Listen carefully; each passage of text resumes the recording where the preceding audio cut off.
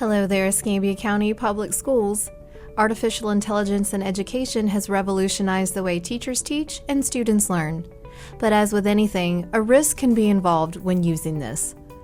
So join me and the rest of the team for your weekly Tech Tip in a Flash. Our topic: using AI? Well, safety first. Quick tips to protect your students and their personally identifiable information.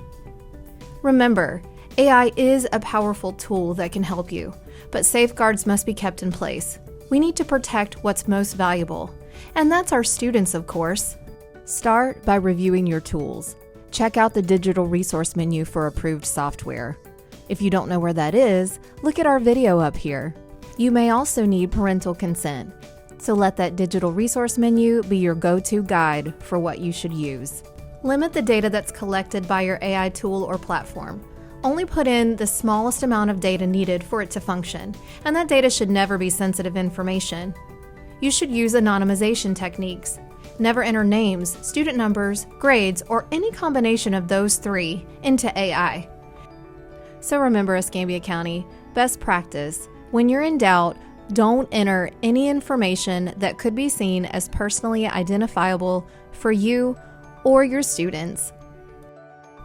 Thanks so much for watching. Be sure to check out our recommended video that's here and subscribe to our channel so you don't miss our new content.